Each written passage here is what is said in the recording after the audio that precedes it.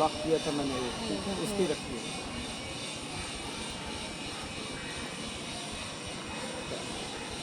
नमस्कार, माझं नाव समीर कमाने आणि माझे सहकारी आहेत सुधीर सातपुते सर। तर आज आम्ही PMC राजश्री छत्रपती शाहू महाराज विद्यालयाच्या सुंदर अशा मैदानात या ठिकाणी जमलेलो आहोत। तर या ठिकाणी PMC योजनेअंतर्गत शोध घेणे आणि स्थानिक परिसराचा अभ्यास करणे या उपक्रमाअंतर्गत शालेय परिसरातील ऐतिहासिक स्थळांची माहिती असलेल्या जाणकार व्यक्तींची मुलाखत या उपक्रमाअंतर्गत आज आपण अशा व्यक्तीची यशोगाथा पाहणार आहोत की ज्यांनी फक्त केवळ स्वप्नांचा प्रवास नाही केला तर आपल्याबरोबर इतरांनाही स्वप्न पाहायला शिकवली। दूरदृष्टिकोनांच्या विचारांनी भारलेलं परिपूर्ण व्यक्तिमत्व। आपण समाजाचा देणं लागतो या उक्तीला साजेसं असं नेहमी कार्य निरपेक्ष भावनेतून मनापासून करणारे आम्हा सर्वांचे प्रेरणास्थान, आम्हा सर्वांचे लाडके, विद्यार्थ्यांचे लाडके मामा म्हणून संबोधित असलेले आदरणीय माननीय सुधाकरजी सोनवणे साहेब, प्रथम या ठिकाणी आपलं स्वागत आहे। तर या ठिकाणी आपण स्थानिक स्थळांची माहिती या संदर्भात एक मुलाखत आयोजित केलेली आहे। तर प्रथम आपला जन्मगाव व कौटुंबिक पार्श्वभूमी याविषयी माहिती सांगा।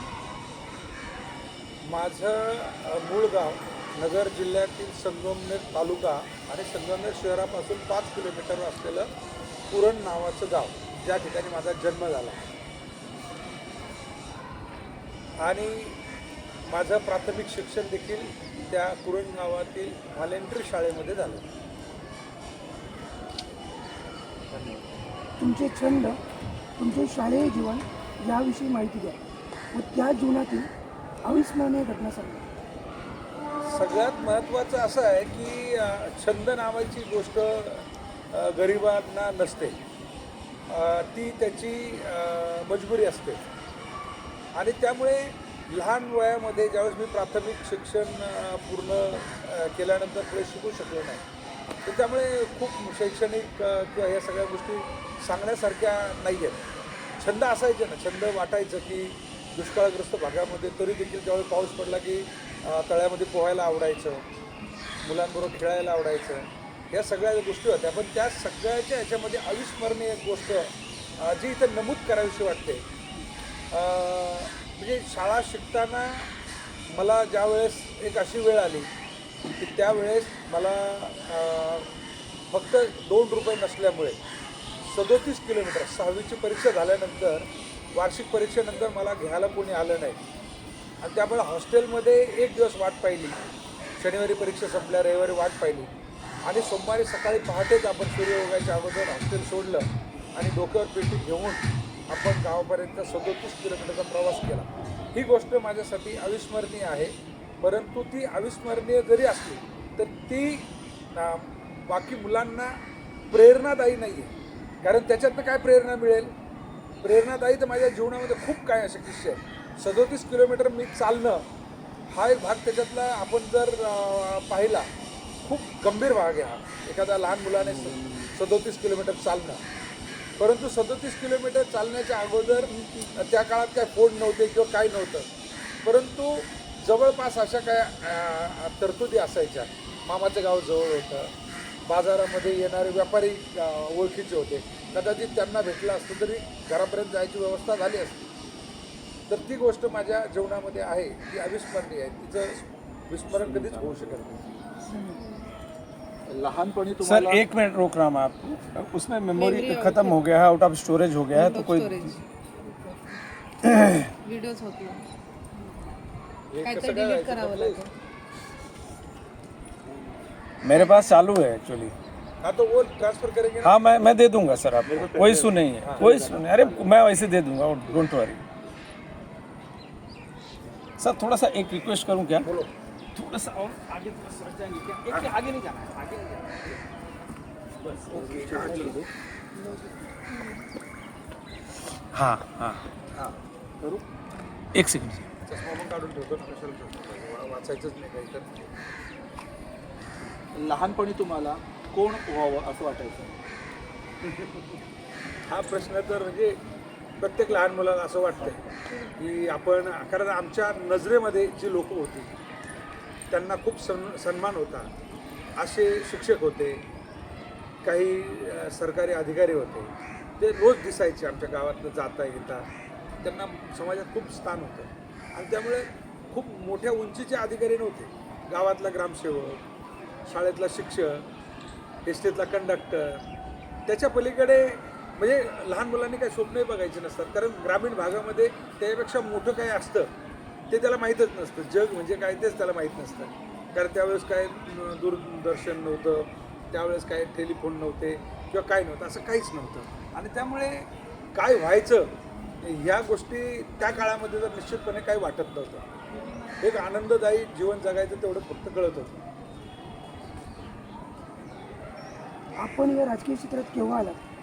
यापूर्वी आपण कोणत्या क्षेत्राशी निगडीत होतो? मी राजकीय क्षेत्रात कधीच आलो नाही. राजकीय क्षेत्रात येण्याचा प्रश्नच नाही. कारण मी ज्यावेळेस नवी मुंबई ह्या शहरामध्ये आलो त्यावेळेस इथे माझे मेहुणे जे शिक्षक होते, परंतु मी बालवयात इथं आल्यानंतर मला असं वाटलं की आपण कुणावर तरी बोज होण्यापेक्षा आपण आपल्या जीवनाला सुरुवात करावी आणि आपण एक चतुर्श्रेणी म्हणजे हेल्पर म्हणून आपल्या जीवनाची सुरुवात केली. प्रबाळे गावामध्ये राहता आपण आदिवासी कातकरी पाडा ही जोडून असलेली गावाची वस्ती, तिच्यामध्ये आपण राहायला आलो आणि त्या वस्तीमध्ये सामाजिक ज्या काही प्रश्न होते, पाण्याचा असेल, लाईटचा असेल, याच्यासाठी आपण त्यावेळेस 2 संघटनांशी संलग्न होतो. एक संघटना होती भारतीय दलित पॅंथर आणि दुसरी होती शिवसेना. काहीच कळायचं नाही, दोन्हीकडे वाघ असायचे आणि त्यामुळे कशाला शिवसेना म्हणतात, कशाला भारतीय दलित पॅंथर म्हणतात हे काही कळत नव्हतं. कारण अगदी लहान वयामध्येच आपण ही सुरुवात केली होती. मित्र दोन्हीकडे होते, मित्र तिकडे होते, इकडे होते आणि त्यामुळे आपण असं काही एककलमी कार्यक्रम आखला नाही. ज्यांच्या माध्यमातून सोडवणूक होईल त्या प्रश्नांची सोडवणूक करत करत आपण आपल्या सामाजिक जीवनाला सुरुवात केली, राजकीय नाही. आज आपण एक अहमदनगरसारख्या जिल्ह्यातून आला, तिथल्या प्राथमिक गावातून आणि तिथे आपण मुंबईत आलात, नवी मुंबईत, आणि शेवटचा नागरिक, त्या प्रथम नागरिक म्हणून पण आपण एक पद भूषवलेलं आहे. तर आपण नकळतपणे का होईना पण या क्षेत्रात आलात, तर इथे तुमचा जो प्रवास एक शून्यातून एक असा आकाशाला गवसणी घालणारा एक प्रवास आहे. तर तुम्ही या क्षेत्रात आलात तर हे क्षेत्र निवडण्यामागचं काही असं कारण असावं? मी आपल्याला सांगितलं ना की क्षेत्र निवडण्याचं काही कारणच नाही आहे. कारण मी काय कुठला माझा राजकीय घराणं नाही आहे किंवा काही नाही आहे आणि सामाजिक क्षेत्रात कोणी काय फार मोठे आहे. परंतु इथं आल्यानंतर आपण प्रामाणिकपणे लोकांची जी सेवा करत होतो आणि जात धर्म याच्या पलीकडे आपण तो विचार करत होतो आणि त्यामुळे ह्या सगळ्या गोष्टींना आपण किती महत्त्व द्यायचं हे त्यावेळेसच आपण ठरवलं होतं. आणि त्यामुळे मला काय महापौर होईल किंवा काय होईल असं काही नव्हतं. पहिला ज्यावेळेस रिपब्लिकन पक्षाचा बॅनर घेऊन आपण पहिल्यांदा या सभागृहात गेलो आणि त्याच्यानंतर आपल्याला जाणीव झाली की बाबासाहेब आंबेडकरांनी किंवा त्या काळच्या लोकांनी हे भारतीय संविधान ज्यावेळेस या देशाला लागू केलं आणि त्याच्यातली सगळ्यात मोठी ओळ जी असेल ती म्हणजे आम्ही भारताचे लोक. आणि आम्ही भारताचे लोक म्हणजे हे सगळं लोकांच्या हातात आहे. इथं जो विकास झाला तो लोकांनी केला. लोकांना जर चांगला माणूस भेटला तर लोक त्याला कंटिन्यू करतात आणि आपल्याला 25 वर्ष लोकांनी कंटिन्यू केलं. आणि ह्या 25 वर्षामध्ये आपण पाहताय की मला नगरसेवक केलं, मी वेगवेगळ्या समित्यांचं सभापती केलं, शिक्षण मंडळाचं सभापती केलं. प्रत्येक ठिकाणी चांगलं काम केल्यानंतर शेवटचं जे इकडचं पद आहे ते महापौर पद हे देखील आपल्याला त्या ठिकाणी मिळालं. त्यामुळे हे लोकांनी मिळवलेलं आहे. लोकशाहीतला सगळ्यात महत्त्वाचा घटक म्हणजे लोक, मतदार. आपण आतापर्यंत जी राजकीय पदे भूषवली त्यामध्ये आलेला अनुभव एखादा अविस्मरणीय असेल? नाही, कसं आहे, मी आपल्याला सांगितलं की राजकीय कुठलंच पद मी किंवा कुठल्याही राजकीय पक्षाच्या पदावर कधीच नव्हतो. परंतु आपल्याला एक सांगायला आवडेल की ज्यावेळेस मी सुरुवातीला 2000 साली ह्या शहरामध्ये नगरसेवक म्हणून निवडून गेलो, तो Republican party of India Ramdasji Athawale यांचा तो पक्ष होता. त्यांनी मला संधी दिली, मी सभागृहात गेलो आणि ज्यावेळेस ह्या शहरामध्ये झोपडपट्टी संरक्षण कायदा लागू करायचा त्याच्यासाठी सगळ्यात मोठी कामगिरी म्हणजे माझ्या जीवनातला सगळ्यात अविस्मरणीय भाग तो आहे. की झोपडपट्टी संरक्षण कायदा लागू करण्यासाठी सभागृहामध्ये तो ठराव मंजूर केला. तत्कालीन आयुक्त प्रेमसिंग मीना यांच्यामार्फत तो शासनाकडे पाठवला. शासनाने त्याला त्या ठिकाणी मंजुरी दिली आणि त्याच्यानंतरच्या काळामध्ये ज्यावेळेस 2005 साली पुन्हा एकदा महानगरपालिकेच्या काही अधिकाऱ्यांनी, हे ज्यांना कायद्या नावाची काहीच गोष्ट कळत नाही, त्यांनी झोपडपट्टीमध्ये काही झोपड्यात गरिबांच्या कष्टकऱ्यांच्या तोडल्या, अर्थात साईबाबा नगरच्या तोडल्या. त्यावेळेस आपण एकाही क्षणाचा विचार न करता आपल्याकडं असलेलं समाज कल्याण आणि झोपडपट्टी सुधार समिती सभापतीपद त्याच वेळेस आपण सोडून दिलं आणि आपण त्यावेळेस पक्षही सोडून दिला आणि त्या दिवसापासून आपण ह्या विभागाचे नगरसेवक म्हणून अपक्ष गेली 4 टर्म या ठिकाणी निवडणूक लढवत आहोत आणि लोक निवडून देत आहेत.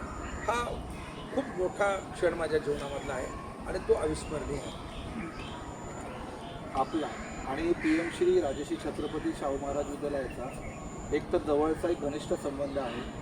व हे शक्य आहे परिवर्तन शिक्षणातून समृद्धी केले या वाक्याचे प्रणेते आपण. या शाळेच्या स्थापनेपासून ते मुख्यमंत्री माझी शाळा सुंदर शाळा व PM श्री शाळेपर्यंतचा प्रवास याबद्दल आम्हाला थोडक्यात माहिती सांगा. हे कसं आहे की ही माहिती थोडक्यात नाही देता येणार, कारण ह्या शाळेची निर्मितीच एवढ्या अवघड याच्यातनं झालेली आहे. आपण पाहताय की नवी मुंबईमध्ये जी कष्टकरी लोकं राहत आहेत ती 2 लाखाहून अधिक लोक ह्या 10 वार्डांमध्ये राहत आहेत आणि 10 वार्डामधले जे कष्टकरी आहेत ह्या कष्टकऱ्यांना चांगलं आरोग्य आणि चांगलं शिक्षण मिळावं याच्यासाठी सातत्याने ब्युरोक्रेसी प्रयत्न करते. कुठेतरी लोकप्रतिनिधी कमी पडतोय आणि ज्यावेळेस लोकप्रतिनिधी एक चांगली भूमिका घेतो त्यावेळेस ब्युरोक्रॅट्स कितीही नालायक असला तरी तो त्याला मदत करतो, कारण तो त्याच्या तत्वाशी जागतोय. आणि आपण पाहिलं असेल की MIDCकडे जागा मागून मागून आम्ही थकलो, परंतु जागा न मागता सरळ टेंडर न काढता बिल्डिंग बांधणारा एक ब्युरोक्रॅट्स आम्हाला भेटला. त्याचं नाव सुनील सोनी आणि त्याने विदाऊट टेंडर ही शाळा बांधली. त्याने सांगितलं की आज ही गोष्ट खूप गरजेची आहे आणि म्हणून ह्या कष्टकऱ्यांनी उत्तरदायित्व म्हणून का होईना त्यांचा स्टॅच्यू या ठिकाणी लावला आणि त्यांना कायम स्मरणामध्ये ठेवलेलं आहे. कारण इथे हजारो मुलं शिकत आहेत आणि या हजारो मुलांना शिकण्यासाठी त्याने खऱ्या अर्थाने जो शिक्षण आहे भारताच्या या लोकशाहीचा मूळ पाया जो आहे की अधिकारी खूप शिकलेला पाहिजे आणि राज्यकर्ता शिकलेला असायची गरज नाही, तो प्रामाणिक असला पाहिजे. त्याचा हेतू प्रामाणिक असेल तर अधिकारी काही करू शकतो. त्याचं मतिमंद उदाहरण जर असेल तर ते म्हणजे राजश्री शाहू महाराज विद्यालय. राजश्री शाहू महाराज विद्यालय हे फक्त विद्यालय नाही आहे, हे संस्कार केंद्र आहे आणि हे R&D सेंटर आहे. याच्यामध्ये सगळ्यात पहिली R&D झाली ती म्हणजे विशेष घटकांसाठी शाळा, म्हणजे आपण अपंग शिक्षण प्रशिक्षण केंद्र जे आहे नवी मुंबई महापालिकेचं ते पहिल्यांदा इथं सुरू झालं. दुसरी R&D झाली तर ती भाषेवर आपण सॅग्रिगेशन केलं. हिंदी आणि मराठी मुलं त्यांना मातृभाषेत चांगलं शिक्षण मिळावं, शिक्षणाची क्वालिटी सुधारावी म्हणून आपण त्याच्यातनं हे 2 वेगळे केले आणि शाहू महाराज विद्यालयातनं मान्यवर कांशीरामजी हिंदी विद्यालय जे आज तिथे 3000वर मुलं शिकत आहेत, ही एवढ्या मोठ्या प्रमाणामध्ये याच्यात वर्गीकरण केलं आणि हे वर्गीकरण केल्यामुळे प्रत्येकाला त्या ठिकाणी चांगलं काम करता येतं आणि त्या कामातनं तुम्ही पाहताय की PM श्री आपल्याला 5 वर्षापूर्वी मिळालं आणि आता ह्या राज्यामध्ये आपल्याला मागच्या वर्षी राज्याचा जिल्ह्याचा पहिला क्रमांक मिळाला, माझी शाळा मुख्यमंत्री शाळा, आणि ह्या वर्षाचा राज्यातला 2य क्रमांक मिळाला. हा प्रवास हा एकटा सुधाकर सोनवणेचा नाही आहे, या ठिकाणच्या कष्टकऱ्यांचा आहे आणि ह्या कष्टकऱ्यांच्या मुलांना इथे खऱ्या अर्थाने त्या उंचीवर घेऊन जाणाऱ्या शिक्षकांचा आणि सर्व कर्मचाऱ्यांचा आहे. त्यामुळे हा प्रवास थोडक्या शब्दामध्ये या ठिकाणी मांडता येणार नाही, पण खूप मोठा प्रवास आहे. याच्यावर एक पुस्तक होऊ शकेल असा हा प्रवास आहे. राजकीय पदावर कार्यरत असताना तुम्हाला या शाळेत आलेल्या समस्या व त्यातून काढलेला तुम्ही मार्ग याबद्दल थोडक्यात माहिती द्या. हे मी आपल्याला सांगितलं ना की मला राजकीय लवलेश नव्हताच, परंतु राजकीय लवलेश नसतानाही ह्या शाळेला जो त्रास झाला, राजकीय पक्षांनी त्रास दिला, राजकीय पक्षांच्या हस्तकांनी त्रास दिला, तो का त्रास दिला ते आज आम्हाला कळतं आहे की ह्या देशातला नागरिक जो आहे, ज्यावेळेस ह्या राज्यामध्ये सगळ्या शाळा ज्यावेळेस खाजगी होत आहेत आणि जिल्हा परिषद आणि महानगरपालिकेच्या शाळा देखील त्या ठिकाणी ज्या वेळेस त्यांचं दत्तक योजनेमार्फत हस्तांतरण होत आहे त्यावेळेस आमच्या लक्षात येतं आहे की आम्ही नक्की काय करत होतो आणि त्यांना ते कळत होतं की जर ह्या गरीब कष्टकऱ्यांना इथं शिक्षण मिळालं तर हे नवी मुंबईमध्ये पाय रोवून मजबूत राहतील, यांना हकलता येणार नाही आणि तो त्रास त्या हस्तकांचा नव्हता. त्या हस्तकांच्या पाठीमागे ज्याचं मस्तक होतं त्या मस्तकाचा, परंतु मस्तकामध्ये चांगली चपराक या ठिकाणच्या लोकांनी लगावलेली आहे आणि आता तर ही मस्तक एवढी मजबूत झालेली आहे तर त्यामुळे आता काही प्रश्नच येत नाही.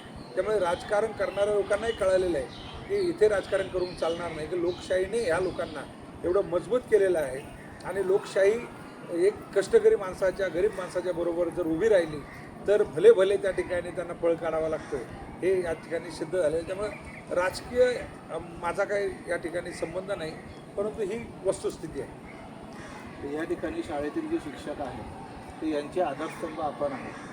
तर तुमच्या मनातील एक आदर्श शिक्षक कसा असला पाहिजे? ते कसं आहे की आता ह्या एखाद्या शिक्षकाचं नाव घेतलं ना तर त्याच्यातनं जो उपक्रम या ठिकाणी सुरू आहे त्या उपक्रमामध्ये मिठाचा खडा टाकायला लोकांना वेळ लागणार नाही. कारण आपल्या जावेने एखादी चांगली साडी घातली तरी संध्याकाळी दुसरी जाव त्या नवऱ्याला जीवत येत नाही नीट, पहिली तिला साडी आणायला लावतं. हे तर खूप मोठं हे आहे आणि एवढ्या मोठ्या उंचीवर जाताना आपण मान अपमान किंवा आपला गौरव हे जर डोक्यात ठेवलं तर अशा गोष्टी निर्माण होत नाही आहे आणि लोकांच्या मनामध्ये ज्यांनी नाव कोरलेलं आहे त्यांचं नाव मी या ठिकाणी घ्यावा एवढे काही ते त्यांचं काम तुच्छ नाही आहे. आणि त्यामुळे प्रत्येकच माणूस या ठिकाणी चांगल्या कामाचा आहे आणि त्याच्यातलं एखाद्याचं नाव घ्यायचं असेल तर या ठिकाणी शिकणारे 7,000 विद्यार्थी पण ते नाव घेत आहेत आणि ते मला आज या ठिकाणी घ्यावं असं वाटत नाही. शिक्षण क्षेत्रातील सध्याची आव्हाने कोणती? ही आव्हाने दूर करण्यासाठी तुम्ही काय भूमिका घ्याल? सगळ्यात महत्त्वाचं म्हणजे शिक्षण क्षेत्राच्या समोर जे आव्हान आहे ते आव्हान म्हणजे शिक्षक आहे. शिक्षकाने ज्यावेळेस नोकरी स्वीकारली त्यावेळेस त्या नोकरीला त्याने छंद म्हणून स्वीकारला पाहिजे, पैसे मिळणारं साधन म्हणून. आता आपण बघा आपल्याकडे गावठी गाई असायच्या आणि आता जर्सी गाई आहे. त्या जर्सी गाईची भावना बघत नाही आपण, त्या जर्सी गाईला मशीन लावतो आणि फक्त दूध काढत असतो काय. आणि गावठी गाई कशी असते की तिला जोपर्यंत तिचं वासरू आहे तिच्या जवळ नेत नाही ती कपभर पण दूध त्या ठिकाणी देत नाही आणि हिच्या भावनाच मारून टाकलेल्या आहे. त्यामुळे शिक्षक जो आहे त्या शिक्षकाच्या भावना मेलेल्या आहेत. आता शिक्षकच म्हणजे बोलतात ना कुऱ्हाडीचा दांडा गोतास का, तसं शिक्षकच शिक्षकाला घातक झालेला आहे. या ठिकाणी शिक्षक क्षेत्र काही नाही. तुम्ही पहा कॉर्पोरेट सेक्टरमध्ये जाऊन एका वर्गामध्ये तुम्हाला खुर्ची भेटणार नाही, परंतु पंख्याखाली खुर्ची लावून मस्तपैकी बसणारे शिक्षक हे काम करणाऱ्या शिक्षकांना बदनाम करतायत असं म्हणायला वावगं ठरणार नाही. आणि त्याच्यामध्ये आमच्यासारखे म्हणजे गुडघ्यात अक्कल असलेले जे राज्यकर्ते आहेत ते काय करतायत की त्या गावामध्ये तो सरपंच असेल, सदस्य असेल, त्याची कुठंतरी पत्र्याच्या चाळीमध्ये शाळा असते, खाजगी शाळा, त्याची शाळा चालावी म्हणून सरकारी शाळेतल्या शिक्षकांना ते तिकडे राबवत आहेत. आणि त्यामुळे ही जी आव्हानं आहेत आव्हान आपलं आपण पेलायचं असतं. कष्टकऱ्यांनी या ठिकाणी मागच्या वर्षी ह्या दत्तक योजनेच्या विरोधामध्ये लाख लोकांनी एकत्र येऊन खूप मोठं आंदोलन केलं. लोकांसाठी काम केलं ते. आणि त्यामुळे तुमचं काम करायला दुसरा कोणी येणार नाही, तूच आहे तुझ्या जीवनाचा शिल्पकार. आणि त्यामुळे राजकीय क्षेत्रात हे शिक्षक जे आहेत शिक्षकांनी आपली भूमिका बदलावी. आपण पाहतोय की इंडस्ट्रीमध्ये मोठ्या प्रमाणामध्ये प्रायव्हेटलायझेशन आहे. ज्यावेळेस सरकारी कंपन्या होत्या, युनियन्स असायच्या, कंपन्या बंद व्हायच्या, आता तसं होत नाही आहे. कामगार कायद्यामध्ये बदल झालेला आहे आणि तो कायदा उद्या जर महापालिका आणि जिल्हा परिषद शाळेच्या शिक्षकांच्या बाबतीत आला तर आपल्याला असं होईल की आपल्याकडे मुलंच शिल्लक राहणार नाही आणि मग मुलं जर खाजगी शाळेत गेली तर मग आपल्या नोकऱ्या कोणी वाचवायच्या. त्यामुळे आपल्या नोकऱ्या आपल्यालाच वाचवायच्या आहे. त्यामुळे आव्हान असं काही नाही. आव्हान फक्त तुमच्या मनामध्ये असलेला जो काही प्रामाणिकपणा आहे त्याला तुम्ही त्या ठिकाणी वाढवलं पाहिजे, दुर्गणित केलं पाहिजे. या शाळेच्या प्रगतीसाठी तसेच परिसरातील लोक असतील, इथले विद्यार्थी असतील किंवा विशेष घटकातील मुलं असतील त्या सर्वांच्या प्रगतीसाठी आपण खूप प्रयत्न केलेले आहेत. तर आतापर्यंत तुम्हाला तुमच्या उल्लेखनीय कार्याबद्दल पुरस्कार मिळाले असतील, भविष्यात मिळतील, पण जे मिळालेले आहेत त्याविषयी थोडक्यात माहिती द्या. पुरस्कार एखादा मिळाला? मला तर खूप पुरस्कार मिळाले, पण ते पुरस्कार माझ्या लक्षात पण नाही आहे. तेच म्हणालो, खूप आणि- मिळाले असतील तर नाही, एखादा पण- असा एखादा जास्त लक्षात राहील असं खास. मला एक पुरस्कार जो मिळाला तो पुरस्कार म्हणजे तसं ह्या डोंगरावर झाडे लावली त्याबद्दल ग्रीन होपच्या मार्फत मला मिळाला. त्यानंतर मी या ठिकाणी शैक्षणिक क्रांती केली, झोपडपट्टीमध्ये खूप लोकांना हे केलं. आणि त्यावेळेस आपल्याला सुनील चौगुले स्पोर्ट्स क्लबच्या माध्यमातून ऐरोली रत्न म्हणून एक पुरस्कार मिळाला. आणि त्यानंतर हे असे कितीतरी पुरस्कार आहेत. त्या पुरस्कारांना आपण पुरस्कारासाठी कामच करायचं नसतं. हे मी दोन का सांगतोय की दोन टोकाची दोन व्यक्तिमत्व आहेत आणि त्या दोन टोकाच्या दोन व्यक्तिमत्वांनी त्या ठिकाणी माझ्या कामाची दखल घेणं म्हणजे आपल्याला कॉम्पिटिटर न समजता एक चांगला प्रामाणिक काम करणारा कार्यकर्ता आहे म्हणून त्याची दखल घेतली. म्हणून मी ह्या दोन लोकांचा, एकदा गणेश नाईक साहेबांनी संदीप नाईक साहेबांच्या त्या ग्रीन होपच्या माध्यमातून आपल्याला तो पुरस्कार मिळाला आणि दुसरा या ठिकाणी जो विजय चौगुलेंच्या मार्फत सुनील चौगुले स्पोर्ट्स क्लबच्या माध्यमातून जे वितरण झालं ऐरोली रत्नाचं, तो हे दोन आपल्याला त्या ठिकाणी नमूद करावेच लागतात. 11 डिसेंबरला आम्ही डोंगरादेवी डोंगराचा परिसर आहे त्या ठिकाणी पहिल्यांदा भेट दिली आणि सोबत आमचे मार्गदर्शक कमलेश शिंदे सर पण होते.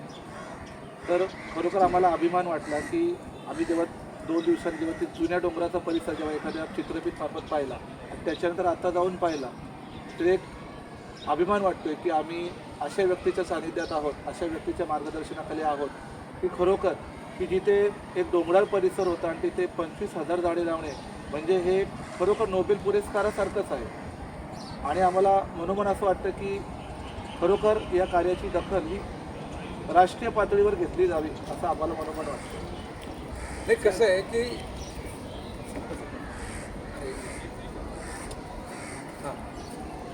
कसं आहे की याची दखल घ्यावी म्हणून काम करणं एक वेगळं असतं. दखल घेणं आणि आपण केलेलं काम, हे काम का केलं की ज्या वेळेस मला 2005 साली मे महिन्यामध्ये आमच्या सौभाग्यवती रंजना सोनवणे ह्या इथं नगरसेवक अपक्ष नगरसेवक म्हणून निवडून आल्या आणि काही लोकांनी भावनिक एक आव्हान केलं की साहेब आम्ही मुंब्रा देवीला एक नवस केला आहे आणि आम्हाला तिकडे एक बकरा घेऊन जायचं आहे आणि तुम्हाला यायचं आहे.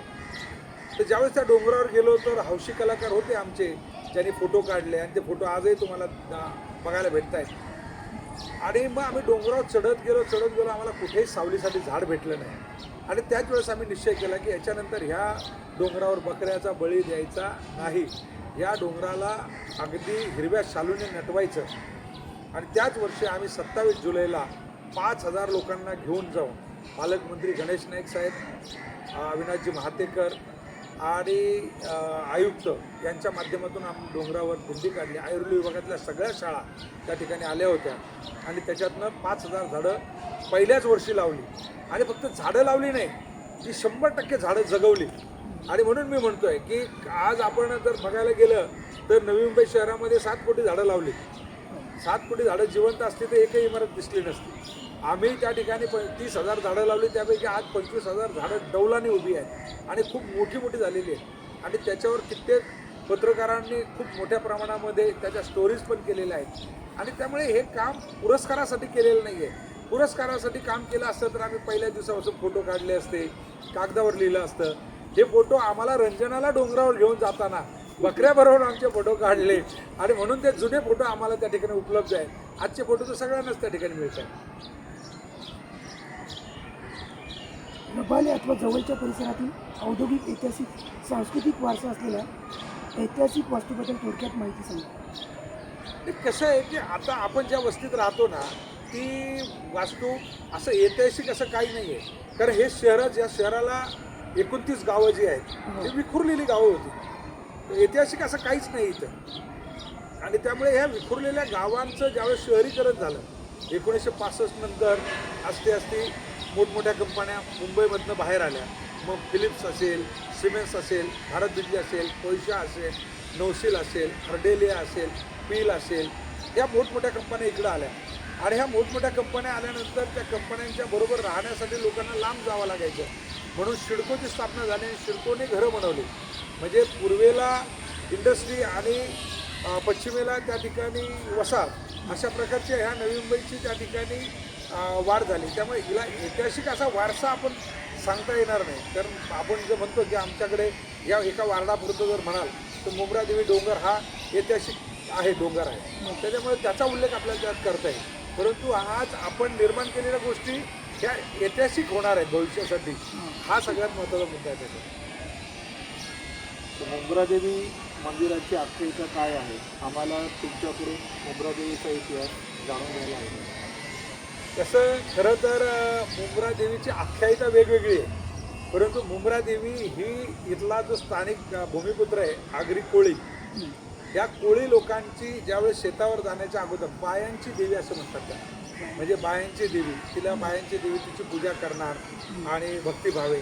तर त्यासाठी साईन कोळीवाड्याच्या कोळणी येतात, तिकडं दिवा आहे, त्या दिवा गावची ही देवी आहे. आणि एक त्या ठिकाणी छोटासा बोगदा आहे आतमध्ये. आणि आख्यायिका अशी झाली की मुंब्र्याच्या ह्या बाजूला असल्यामुळे त्याच्यामध्ये इकडची एक पुजारी होती, ती आत जाऊन बसायची महिना. आणि त्यावेळी लोकांना वाटायचं की ही इकडनं गेली की मुंब्र्याला असलेलं मुंब्रा देवीचं जे मंदिर आहे तिथपर्यंत बोगदा जातं. परंतु असं काही नाही आहे. परंतु ही आख्यायिका अशी आहे. परंतु खरी तर ह्या कोळी लोकांची ती देवी आहे. आता त्या डोंगरावर तर इतरही बाकी खूप मंदिरं झाली आणि त्यामुळे त्या डोंगराचा इतिहासच आता बदलत चाललेला आहे. पुजारी तिथले सांगत होते की नगरीची देवी म्हणून तिला ओळखलं जातं. हां, नाही कसं आहे, मी काय सांगितलं की नगरीची देवी आता लोक काही म्हणतील. आता कसं आहे की आख्यायिका बदलत जातात. जसजसं आता आपण म्हणतो की ते एखाद्या गोष्टीचा उल्लेख आपण आता मुंब्रा म्हटलं की मुंब्रा देवी, कारण मुंब्रा देवीचा डोंगर त्या बाजूला आहे, मुंब्रा देवीचं मंदिर मुंब्र्याला आहे. इथं तसं काही हे ग्रामदैवत वगैरे नाही. ग्रामदैवत चामुंडा देवी आपली जे तलावाच्या बाजूला आहे. आणि ते म्हणजे अगदी स्वतंत्रपूर्व काळापासूनचं मंदिर आहे. ते ऐतिहासिक मंदिर आहे. हे मंदिर फक्त बायांची देवी, कारण गुरं आणि शेतीच्या लागवडीच्या वेळेस त्या ठिकाणी तिची पूजा अर्चा व्हायची. रबाले परिसरातील लोकजीवनाविषयी थोडक्यात माहिती सांगा. रबाळे हे जरी आता आपण ज्या भागात बसलेलो आहे हे कष्टकऱ्यांची वसाहत आहे. तिला झोपडपट्टी सदृश्य त्या काळामध्ये कामाला आली लोक. गाव पण छोटं होतं आणि गावामध्ये बऱ्याच गोष्टी भाड्याने घरं मिळत नव्हती. त्यावेळेस लोक आपापली घरं बांधून या ठिकाणी कामाला गेली. त्यामुळे रबाळे गाव हे 20-25 घरांचं गाव आहे.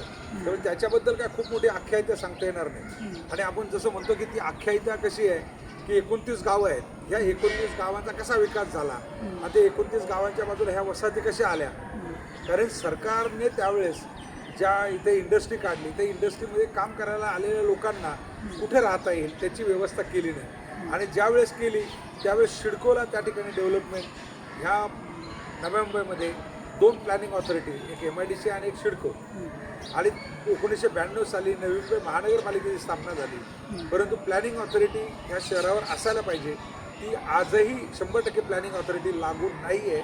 ही प्लॅनिंग ऑथॉरिटी आजही MIDC आणि सिडकोकडेच आहे. तर त्यामुळे आपण असं काही त्याला ऐतिहासिक असं काही हे करू शकणार नाही की त्याच्याबद्दल वारसा असा सांगू शकणार नाही. पण एक वारसा नक्की आहे की जिथे ह्या ठिकाणच्या शेतकऱ्यांना त्यांचं अस्तित्वच संपुष्टात आणलं. मी शब्द वापरतोय, अस्तित्व संपुष्टात आणलं. अगदी वळचणीचं पाणी जिथं पडतं तिथपर्यंत त्यांची जागा सिडको आणि MIDCने ॲक्वायर केली.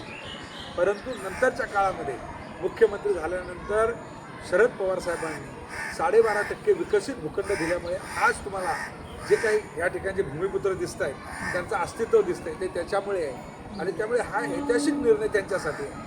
नाहीतर हे काय गावं होती, कोण आगरी होते, कोण कोळी होते हे आतापर्यंत लोकांना कळले नसते.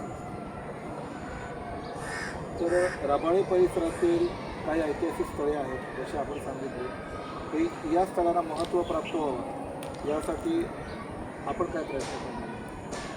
कसं आहे की आता बघा सगळ्यात महत्त्वाचं आहे की आपण ज्या दिशेने चाललेलो आहे, आपण म्हणतो की चंद्रयान सोडलं आणि चंद्रावर आपण लँड केलं की भारत एवढा हे झाला, पॉवरफुल झालेलं की एका ग्रहावरनं दुसऱ्या ग्रहावर आपण जाऊ शकतो.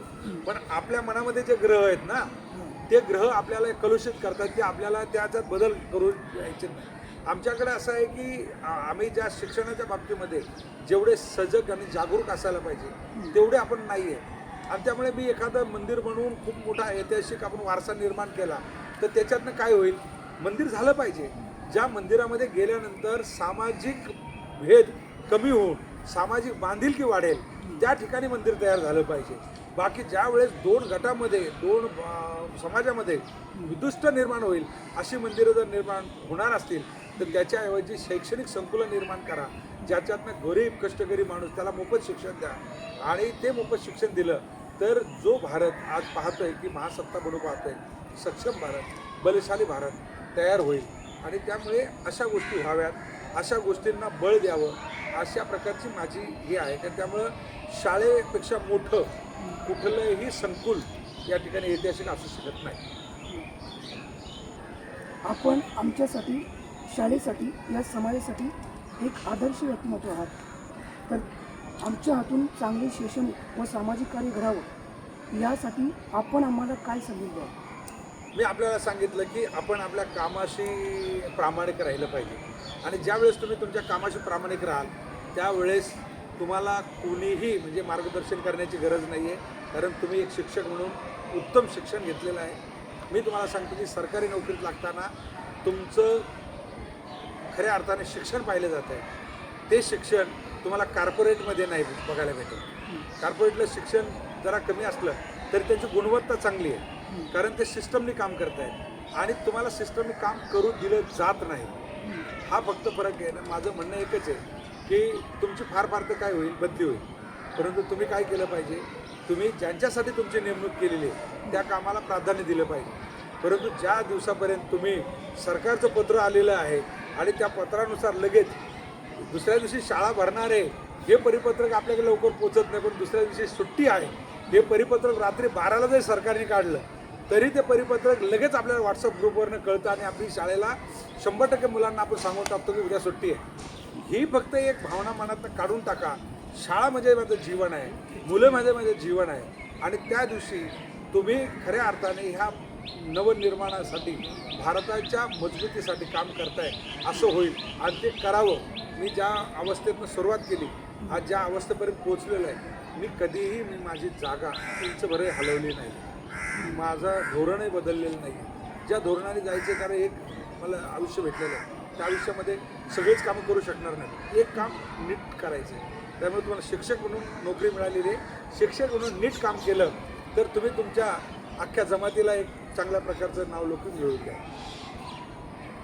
तर अशा प्रकारे आज आपण सर्व विद्यार्थ्यांना एक चांगल्या दर्जाचं शिक्षण मिळावं यासाठी आग्रही असणारे आणि आपलं जीवन समाजातील गरीब आणि गरीबवंत जनतेसाठी अर्पण केलेले परिस्पर्शी व्यक्तिमत्व आदरणीय साहेब, सर्वांचे विद्यार्थ्यांचे लाडके मामा म्हणून ओळख असलेले श्री सुधाकरजी सोनवणे साहेब, आज आपण आम्हाला एक वेळ देऊन महत्त्वाचं म्हणजे एक PMC योजनेअंतर्गत जो आमचा उपक्रम होता की शालेय परिसरातील ऐतिहासिक स्थळांची माहिती असलेल्या जाणकार व्यक्तीची मुलाखत या अंतर्गत आज आपण बहुमूल्य असा वेळ दिलात, त्याबद्दल शाळेच्या वतीने आणि आमच्या दोघांच्या वतीने आम्ही आभार मानतो. नमस्कार.